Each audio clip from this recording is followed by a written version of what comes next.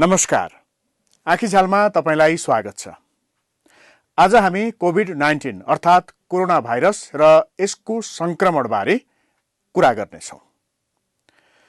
छिटो फैलिरहेको कोरोना भाइरसको संक्रमणबाट अहिले विश्व नै आक्रान्त छ। नेपाल पनि यसबाट अलग रहन सकेन। यसको संक्रमण नफैलियोस् भन्ने उद्देश्यले सरकारले अहिले नेपालमा लकडाउन घोषणा गरेको छ। गोपालजङ थापाले तयार पारेको रिपोर्ट। विश्वव्यापी महामारीको रूपमा फैलिएको कोभिड-19 अर्थात् कोरोना भाइरस रोगका कारण नेपाल पूर्ण रूपमा बन्द अर्थात् लकडाउन गरिएको छ। यो सँगै गएको मंगलबारदेखि सर्वसाधारणलाई अत्यावश्यक काम बाहेक घर बाहिर निस्कन रोक लगाइएको छ। कोभिड-19 को संक्रमणबाट जोगिन भन्दै नेपाल सरकारले संक्रामक रोग ऐन 2020 को विशेष व्यवस्था गर्ने अधिकारको प्रयोग गरेर चैत 11 देखि 18 गतेसम्म पूरै देश बन्द गरिएको हो। फ्रान्सबाट कतारको दोहा हुँदै चैत 4 गते नेपाल आएकी एक युवतीमा कोभिड-19 को संक्रमण भएको पुष्टि भएको थियो। कोरोना भाइरस सम्बन्धी उच्च स्तरीय समितिको गत सोमबार बसेको बैठकले एक सातासम्म देश बन्द गर्ने घोषणा गरेको हो। यो बन्दको अवस्थामा सुरक्षा निकाय, स्वास्थ्य कर्मी, खाद्यान्न र अत्यावश्यक वस्तु ढुवानी गर्ने तथा अनुमति प्राप्त बाहेकका सवारी साधन चलाउन र मानिस हिड्डुल गर्न पाइने छैन। यस अघि गएको चैत 9 गतेसम्म मात्रै सरकारले लामो दूरीका सवारी साधन सञ्चालन गर्न दिएको थियो। यस बीचमा कोरोनाको त्रासका कारण लाखौंले उपत्यका छोडेका छन्। अब यस्तै के भन्छ यो संक्रमण के भन्छ नि यसले, अब हामीलाई चाहिँ कोरोना लाग्छ अरे भनेर सबैजना गाउँ जाने भने त्यही भएर जान लागेको। हामी घर दोलखा हो, अब यहाँ रोग आयो भन्छन् अनि हामी बस्न नसकेर घर जान लागेको। काठमाडौँ आएको थियो अनि के कोरोना भाइरस लाग्छ अरे भनेर खल्ला छ अनि अब घरै फर्किनु पर्यो भनेर लाग्यो। गएको आइतबार आँखीझ्याल टोली काठमाडौँको कोटेश्वर गोङगम्बु स्थित नयाँ बस पार्क पुग्दा उपत्यकाबाट बाहिरिने सर्वसाधारणको भिडभाड थियो। सरकारले 25 जना भन्दा धेरैलाई जम्मा नहुन भने पनि यहाँको वातावरण भने फरक थियो। सयौंको संख्यामा जम्मा भएका सर्वसाधारणलाई टिकट लिने र छिटो गाउँ पुग्ने हतारो थियो। सवारी साधनहरू यात्रुले खचाखच भरिएका थिए। धेरैजसो सर्वसाधारणले मास्क लगाएका थिए। कोही बालबच्चा सहित गाउँ फर्किने तर्खरमा थिए। उनीहरूको हाउभाउबाट त्रास झल्किन्थ्यो। कोही गाडीको पर्खाइमा थिए, कसैले भने टिकटको जोहो गर्दै थिए अनि कोही टिकट नपाउँदा हैरान थिए। हिजो बस पार्क गई, दिनभरि बसी, टिकट दिएन। गाडी अब छैन, आयो भने भोलि आऊ भन्यो। बिहान गएको ठाउँै छैन। बिहान यहाँ आएको तपाईँको 4:30 देखि यहाँ हिँडिराखेको छु। परिवार नै लिएर आइरहेको छु। परिवार कोटेश्वर तल जरीबुटीमा राखेको छु। टिकट त पाएको छैन। हिजो गएको थिएँ, एउटा क्युको गाडी जान्थ्यो, त्यही पनि डबल गरेछ, त्यही पनि पाएको छैन। उभिएर भने पनि जाने भनेर आएको छु। कोरोना भाइरसको प्रभावका कारण दैनिकी असहज बन्ने डरले सर्वसाधारण गाउँ फर्किएका हुन्। उपत्यकाबाट बाहिरिनेहरूमा धेरैजसो घर भाडामा बस्नेहरू थिए। भाडामा बस्दा अनेक समस्या झेल्नुपर्ने सम्भावित समस्याको आंकलन गरी उनीहरूले उपत्यका छोडेका हुन्। नेपाल सरकारबाट नि यस्तो आफ्नो चाहिँ सुरक्षित अपनाउनुहोस् भनेर चाहिँ भनेको कारणले गर्दाखेरि अब यहाँ त हाम्रो त सुरक्षा व्यवस्था कमै मात्रामा हुन्छ। अब यहाँका जनतालाई, यहाँका यत्र अब ठुला मन्त्रीहरूलाई उनीहरूलाई नि सुरक्षाको व्यवस्था छैन। हामीलाई त अब हामी त जनता, हामी त अब यहाँ मरियो भने झिँगा जस्तै हो। बरु गाउँ गयो भने त कम्तीमा सुरक्षित त हुन्छ कि 2-4 दिन भने बढी बाँचिन्छ कि भनेर गाउँ जान लाग्यो, अरू केही पनि होइन। के बस्नु, कोठामा बस्ने, सब कुराको समस्या होला के होला भन्ने हिसाबले अनि लालबन्दे आफ्नै घरमा गएर बस्न पाए यसो केही हुन्थ्यो कि भनेर जान लाग्यो। सबै घर परिवार हुन्छन्, अलिक कमै तरास हुन्छ। घरको परिवारहरूलाई अलिक चिन्ता कम हुन्छ, त्यही भएर मात्रै हिँड्नु लागेको। गरे त जानु पर्यो नि त। यता बच्चाहरूकै एक्जाम सरिसक्यो, 10 के एक्जाम थियो दिनेको लागि, त्यो पनि सरिसक्यो। अब काम छैन, करकरियाले सबै बन्दै छ, कहाँ जाने? अब त घरै जानु पर्यो नि त। अलिअलि व्यापार गर्दैछौँ, व्यापार अलिकति भएन। सबैजना अब रोग आयो के आयो भन्छन्, त्यही भएर हामी घर जाने। महानगरीय ट्राफिक प्रहरी महाशाखाका अनुसार गएको चैत 1 गतेदेखि 9 गतेसम्म झण्डै 6.5 लाख यात्रुहरू उपत्यकाबाट बाहिरिए। योभन्दा पहिले दशैं, तिहार र 2072 सालको भूकम्पपछि पनि काठमाडौँ नै छाड्नेको संख्या यसै गरी बढेको थियो। चैत 6 गते भन्दा अगाडिका दिनहरूमा भित्र इन हुने र बाहिर आउट हुने लगभग बराबरै देखिन्छ। 6 गतेको दिनबाट चाहिँ बाहिर जाने मान्छेहरू चाहिँ बढेको देखिन्छ। जस्तो 6 गतेकै दिन चाहिँ प्लस माइनस गर्दाखेरि 25,000 मान्छे चाहिँ ओभरफ्लो भएको देखिन्छ, बाहिर गएको देखिन्छ। त्यस्तै 7 गतेको दिन तपाईँको 52,000 मान्छे चाहिँ बाहिर गएको देखिन्छ। 8 गतेको दिन चाहिँ 68,000 मान्छे बाहिर गएको देखिन्छ र त्यसभन्दा पछाडिको दिनमा चाहिँ 1 लाख सवा लाखसम्म बाहिर गएको देखिन्छ र टोटल चाहिँ टेन्टेभली 6 लाखको हाराहारीमा मान्छेहरू बाहिरिएको छ। अहिले कोरोना भाइरसको संक्रमणलाई मनन गरेर सरकारले सबै खाले शैक्षिक गतिविधिसँगै विभिन्न तहका परीक्षा समेत स्थगित गर्यो। अत्यावश्यक बाहेकका सबैजसो सरकारी तथा गैर सरकारी कार्यालयहरू बन्द भए। यही कारण पनि सर्वसाधारण आफ्नो गाउँतर्फ फर्किएका हुन्। बच्चाहरूको इक्जाम सक्यो अनि त्यही भएर अब त्यत्रो महिना बिदा छ, बिदाको सदुपयोग गर्ने। अब अहिले त विशेष गरी कोरोनाको पनि त प्रभाव छ नि नेपालमा, होइन? अनि त्यसकारण उनीहरूलाई अलिक गाह्रो हुन्छ, कोठामा बस्न झ्याउ हुन्छ बच्चाहरूलाई, अनि भनेर अब घरतिर जानला। दसैँ तिहारको बेलामा अझ धेरै 12-15 लाखले नै बाहिरिने हुन्छ, त्यस्तो छैन। त्यस्तरी चाहिँ मान्छेहरू चाहिँ आत्तिएर एकदमै बाहिर जानुपर्छ भन्ने स्थिति देखिएको छैन, हैन?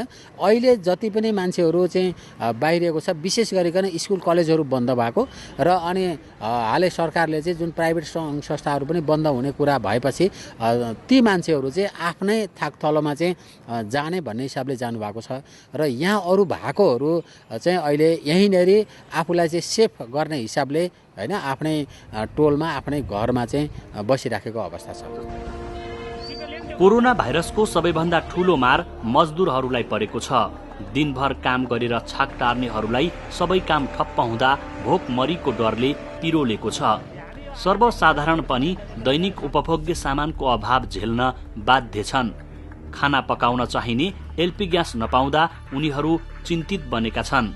अर्कोतर्फ कोरोनाको त्रासले पनि सताएको छ। व्यापार छैन भने कोही पनि हिँड्नु त खाइकन सिद्धियो, पैसा पनि सिद्धियो, केही छैन, घर जानु पर्ने। हामीलाई खानामा काम बन्द भएपछि पैसा छैन, पैसा नभएपछि खाना पाइँदैन। गाउँमा भए आगोन तिरेर खाना पाइन्छ, त्यही भएर हो। कोभिड-19 को कारण सरकारले अत्यावश्यक बाहेकका सबै सेवाहरू बन्द गराएको छ। सरकारी कार्यालय, शिक्षण संस्था, कल कारखाना, उद्योग धन्दा, होटल व्यवसाय बन्द गरिएका छन्। कोरोनाको संक्रमणबाट जोगिन सर्वसाधारणलाई घरभित्रै बस्न आग्रह गरेको छ। सरसफाई तथा खानपानमा विशेष सावधानी अपनाउन सुझाव दिएको छ। सामान ढुवानी व्यवस्था सहज बनाउने तयारी छ। मालवाहक गाडीहरू जुन चाहिँ अब यहाँको मान्छेहरूलाई चाहिँ दैनिक आवश्यकताका कुराहरू जुन पूर्ति गर्नको लागि, होइन, खाद्यान्न, स्वास्थ्य लगायतका जुन चाहिँ एकदमै अत्यावश्यकीय चिजवस्तुहरू ल्याउने गाडीहरूको सम्बन्धमा सरकारले पनि त्यसलाई चाहिँ रोकेको छैन। जो अत्यावश्यकीय जुन ढुवानीजन्य कुराहरू जुन छन् त्यसलाई रोकिएको छैन, तर त्योबाट आएका थोरै सङ्ख्यालाई पनि अब हाम्रो सेक्युरिटी पाटोबाट चाहिँ निगरानी गर्ने काम गरिएको छ। यसैबीच भारत पनि चैत 11 गते मध्यरातदेखि 21 दिनका लागि बन्द भएको छ। कोभिड-19 भित्रिन नदिन सरकारले अत्यावश्यक अवस्था बाहेक घरबाट बाहिर ननिस्कन आदेश जारी गरेपछि दक्षिणी सीमा क्षेत्रमा अड्किएका नेपालीलाई मुलुक प्रवेश गर्न बुधबार 1 दिनको समय दिइएको थियो। तर उनीहरू सबैले 14 दिन अनिवार्य रूपमा क्वारेन्टाइनमा बस्नुपर्ने सरकारले जनाएको छ। सरकारको यो निर्णयसँगै भारतबाट नेपालगञ्ज नाका हुँदै 87 जना नेपाल प्रवेश गरेका छन्। नेपाल प्रवेश गर्नेहरूमध्ये बाँके जिल्ला बाहेक 35 जना छन्। ती बाहेक अन्य दाङका 13 जना, जुम्लाका 11 जना, सुर्खेतका 6 जना, दैलेखका 4 जना सहित 52 जना छन्। बाँके बर्दिया बाहेक अन्य जिल्लाका मानिसहरूलाई 2वटा समूहमा बाँडेर सुर्खेत र त्यसको छिमेकी जिल्लाका मानिसहरूलाई सुर्खेत तथा दाङमा पठाइएको छ। लकडाउनको दोस्रो दिन भारतबाट रुपैडिया नाका हुँदै नेपालगञ्ज आएका बाँकेको राप्ती सोनारी गाउँपालिकाका 10 जनालाई ज्वरो परीक्षण गरेर सेल्फ क्वारेन्टाइनमा बस्ने गरी एम्बुलेन्समा हालेर उनीहरूको घरसम्म पुर्याइएको छ।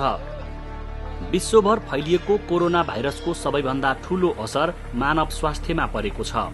यसको अर्को प्रभाव विश्वभर आर्थिक मन्दीको त्रास छ। संसारकै व्यापारिक कारोबार ठप्प भएको छ। यसको प्रत्यक्ष प्रभाव नेपालमा पनि परेको छ। नेपालको पर्यटन, होटल, व्यापार व्यवसाय खस्किएको छ। नोक्सान त धेरै नै छ। अब घरको लोन भन्यो, भाडा भन्यो, स्टाफ खर्च भन्यो, सबै भन्यो, लोन त बेहोर्नु पर्छ।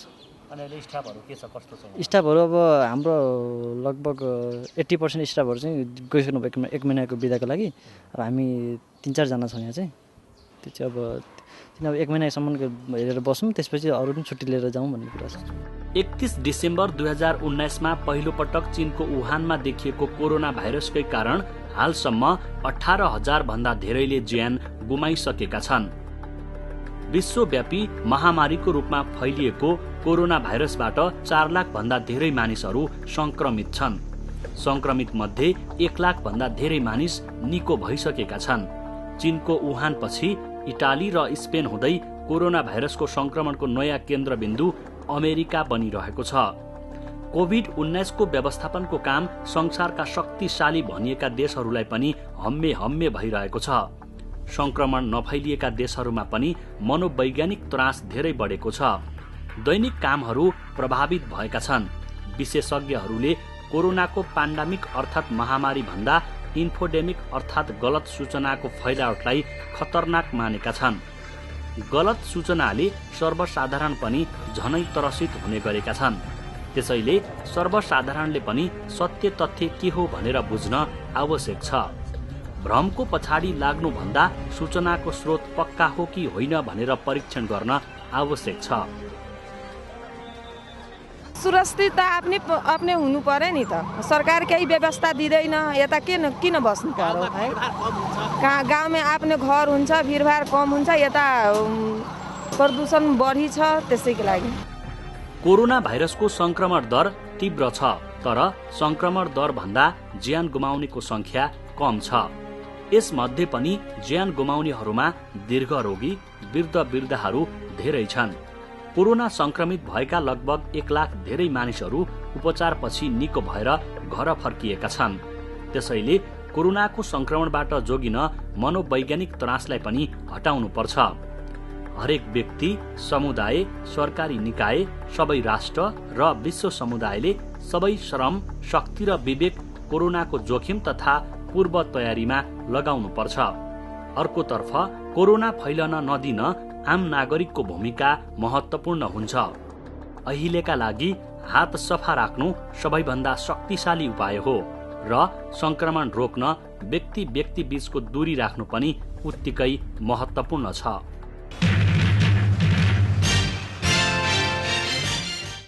कोरोना संक्रमितको उपचार गर्ने चिकित्सक र स्वास्थ्य सेवामा रहेका अन्यलाई समेत संक्रमणको खतरा रहन्छ। व्यक्तिगत सुरक्षा कवचको अभावले यो जोखिम अझै बढाएको छ। यसलाई ध्यानमा राखेर नेपालगञ्जमा यस्तो सामग्रीको उत्पादन सुरु गरिएको छ। कृष्ण अधिकारीले तयार पारेको रिपोर्ट। नेपालमा कोभिड-19 छिरेको पुष्टि भएपछि पनि देशभरिकै अस्पतालमा काम गर्ने चिकित्सक तथा स्वास्थ्यकर्मीको व्यक्तिगत सुरक्षा कवच वा पीपीई अर्थात् पर्सनल प्रोटेक्सन इक्विपमेन्टको अभाव भएको छ। पीपीई को अभावमा उपचारमा संलग्न मात्र होइन, शंकास्पद बिरामीको थ्रोट स्वाब निकाल्नु पर्ने प्रयोगशालाका स्वास्थ्यकर्मी नै कोरोना भाइरस संक्रमणको उच्च जोखिममा हुन्छन्। नेपालगञ्जको भेरी अस्पतालमा दैनिक कम्तीमा 40 वटा पीपीई आवश्यक छ।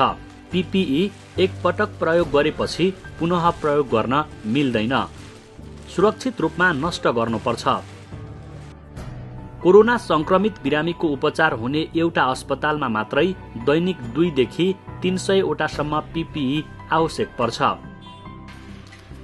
बजारमा पिपिईको अभाव बढ्दै गएपछि अस्पतालका चिकित्सक, स्वास्थ्यकर्मी र नेपालगञ्जका गार्मेन्ट उद्योगका व्यवसायीहरू मिलेर स्थानीय कच्चा सामग्रीहरूको प्रयोग गरी नेपालगञ्जमै पिपिई बनाउन सुरु गरेका छन्।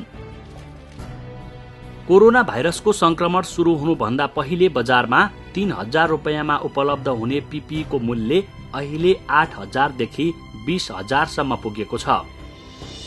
त्यति महँगो पिपिई किनेर बिरामीको उपचार गर्न हाम्रो जस्तो गरिब मुलुकका लागि त्यति सहज छैन। त्यसैले भेरी अस्पताल नेपालगञ्जका चिकित्सक र गार्मेन्ट उद्योग व्यवसायीहरूले बजारमा पाइने मुख्य गरी प्लास्टिक लगायतका सामग्रीहरू प्रयोग गरेर 200 देखि 300 रुपैयाँको लागतमा पिपिई निर्माण गर्न सुरु गरेका हुन्। पिपिईले संक्रमित बिरामीले खोक्दा, हाच्छिउँ गर्दा, थुकको छिट्टा पर्नुबाट चिकित्सक तथा स्वास्थ्य कर्मीहरूलाई बचाउँछ। बिरामीबाट निस्कने छिटा परे पनि टाउको, आँखा, मुखदेखि खुट्टासम्म ढाक्ने गरी लगाइएको पिपिईमा पर्छ। त्यसैले चिकित्सक र स्वास्थ्य कर्मीहरूले लगाएको पिपिईलाई सुरक्षित निकालेर तत्कालै नष्ट गर्नुपर्छ। विदेशबाट म्यानुफ्याक्चर भएर आउनेमा सुरुमा मार्केट प्राइस 3,000-3,500 थियो, अहिले बढेर 8,000 देखि 20,000 सम्मको छ। त्यो हामीले एकचोटि युज गरेर फाल्न सक्ने अवस्था हाम्रो रहेन। अब त्यो पैसै कसैले दिन्छ भने पनि ल्याएर लगाउनुहोस् भनेर दिन सक्ने अवस्था पनि छैन, किनकि पाइँदैन बाहिर। त्यस कारणले गर्दा अब त्यसको सट्टामा चाहिँ हामीले आफैले यहाँ लोकल्ली पाउने मेटेरियल युज गरेर टेम्पोररी मेकसिफ्ट टाइपको पिपी बनाउन सकिन्छ। माग बढ्दै गयो भने यो उद्योगले दैनिक 800 देखि 1,000 सम्म पिपी सेट बनाउन सक्छ। बजारमा मास्कको अभाव भएपछि 3 सातादेखि यो उद्योगले कपडाको मास्क उत्पादन गर्दै आएको थियो। अहिले अब सबै यही मात्रै बनायो भने त अब क्वान्टिटी नै निस्किन्छ, तर अहिले मास्कहरू बढी माग भएको कारणले आधा मास्क आधा यो पिपी बनाएका छौँ। त्यही पनि कति तयार हुन्छ दिनमा? दिनमा अहिले 1,800 जति तयार भएको छ। कति जति लागत पर्दो रहेछ यसको? यसको लागत हामीलाई 200-250 जति, यसको मेटेरियलहरू सबै जोडेर 200 जतिमा हामीले वितरण गर्ने भनेछौँ। नेपालगञ्जका युवा अभियन्ताहरूले कोरोना संक्रमणको उच्च जोखिममा रहेका रिक्सा, ठेला चालकहरूलाई निशुल्क मास्क वितरण गरी कोरोनाको संक्रमणका बारेमा जानकारी दिँदै आएका छन्। त्यसै गरी नेपालगञ्ज नाकालाई निर्मलीकरण गर्ने उद्देश्यले सेनिटाइजेसन गर्ने काम पनि भइरहेको छ। छिटो छिटो फैलिरहेको कोरोना भाइरस र यसको संक्रमणको विषयलाई लिएर हेल्थ चेकराई गर्न हुन्न। नेपालमा समेत संक्रमितहरू फेला परिसकेपछि त अझ विचार पुर्याउनु पर्ने अवस्था आएको छ। यही कुरालाई ध्यानमा राखेर सरकारले लकडाउन गरेको छ। यसको सबैले पालना गरौँ, आफू पनि बचौँ र अरूलाई पनि बचाउँ। आँखीझ्याल कार्यक्रम तपाईँले फेसबुक र युट्युबमा पनि हेर्न सक्नुहुन्छ। हाकाहाकीonline.com मा आँखीझ्याल हेरी त्यसै मार्फत सुझाव तथा प्रतिक्रिया पनि पठाउन सकिन्छ। वातावरण र दिगो विकास सम्बन्धी विविध मुद्दाबारे जानकारी लिन हाकाहाकी एप डाउनलोड गर्न सकिन्छ।